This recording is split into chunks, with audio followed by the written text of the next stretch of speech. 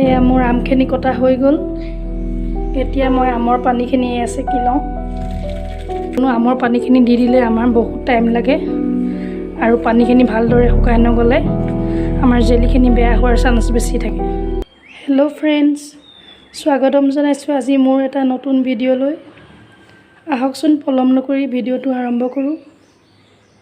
আমৰ জেলি বনাবলৈ মই 1 কেজি আম এয়া ভালদৰে ধুই লৈছোঁ।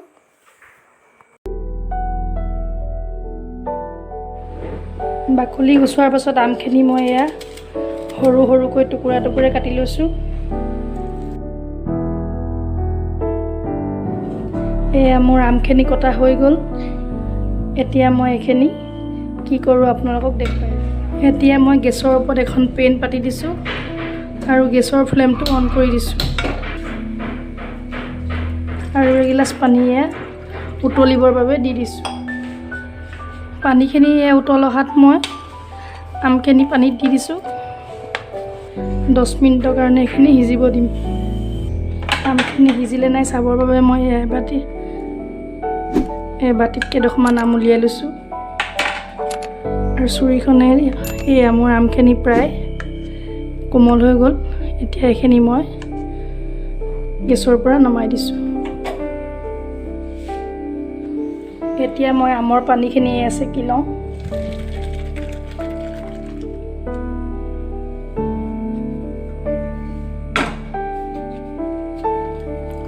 আৰু অকণমান ঠাণ্ডা হোৱালৈকে মই থৈ দিম। ঠাণ্ডা হোৱাৰ পাছত মই এইখিনি কি কৰোঁ আপোনালোকক দেখুৱাই যাম। আমখিনি ঠাণ্ডা হৈ যোৱাত মই এতিয়া এটা মিক্সাৰ জাৰ লৈছোঁ আৰু এইখিনি মই এতিয়া ভালদৰে মিক্সাৰত পিচি ল'ম। এয়া আমখিনি পিছা হৈ গ'ল। মই মিশ্ৰণখিনি এটা বলত উলিয়াই লৈছোঁ আৰু বাকী থকা আমখিনিও মই মিক্সাৰত দি লওঁ।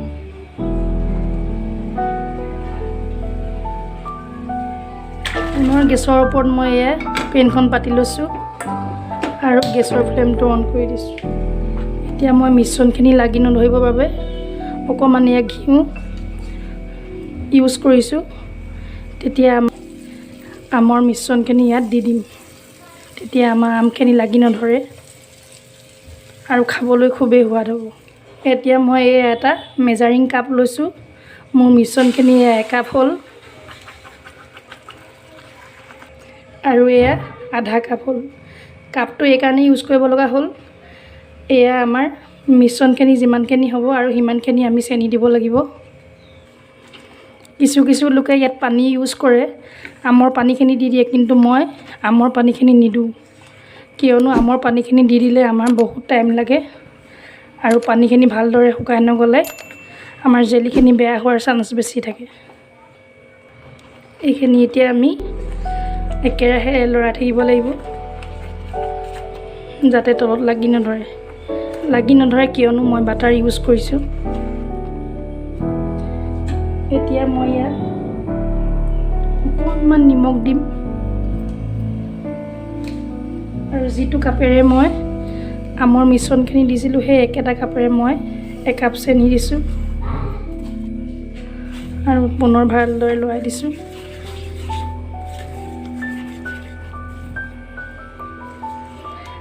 আমৰ ৰস যিহেতু 1.5 কাপ আছিলে, সেয়েহে মই চেনিও 1.5 কাপ দিব লাগিলে। মই 1 কাপ দিলোঁ আৰু আধা কাপ মই অলপ পাছত দি দিম। পুনৰ মই আধা কাপ চেনি দি দিছোঁ। মুঠ মই 1.5 কাপ চেনি ইউজ কৰিলোঁ আৰু এতিয়া এইখিনি মই ভালদৰে মিলাই দিম।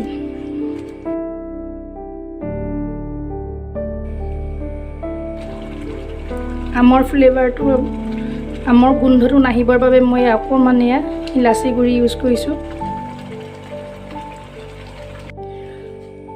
মোৰ আমৰ জেলিখিনি প্ৰায় হৈয়ে গ'ল। হ'লনে নাই চাবৰ বাবে মই এখন প্লেটত অকণমান দি দিছোঁ আৰু এনেকৈ বৈ যদি নাহে তেতিয়া জানিব যে বৈ অহা নাই। তেতিয়া আমি গম পাম যে আমৰ জেলিখিনি আমাৰ হৈ গ'ল। এতিয়া মই গেছৰ ফ্লেমটো অফ কৰি দিছোঁ। যিহেতু এইখিনি আমাৰ কেঁচা আমৰ জেলি, সেয়েহে কালাৰটো মই কেঁচা আমৰ দিশে দিম বুলি ভাবিছোঁ। এই চাওকচোন মোৰ জেলিখিনি ৰেডি হৈ গ'ল। কেঁচা আমৰ জেলিখিনি মোক কি ধুনীয়া কালাৰ হৈছে। আপোনালোকে এবাৰ ট্ৰাই কৰি চাবচোন। এতিয়া মই এইখিনি ঠাণ্ডা হোৱালৈকে থৈ দিম। 15-20 মিনিটমানৰ পাছত মই এইখিনি ঠাণ্ডা হ'বৰ বাবে মই এটা বাতিত উলিয়াই লৈছোঁ। এই চাওকচোন মোৰ জেলিখিনি ৰেডি হৈ গ'ল। দেখাত বাৰু কেনেকুৱা লাগিছে কমেণ্ট কৰি জনাবচোন। ঠাণ্ডা হোৱাত মই এতিয়া জেলিখিনি এটা কাঁচৰ বটলত ভৰাই দিম। আপোনালোকৰ এবাৰ ট্ৰাই কৰিবচোন।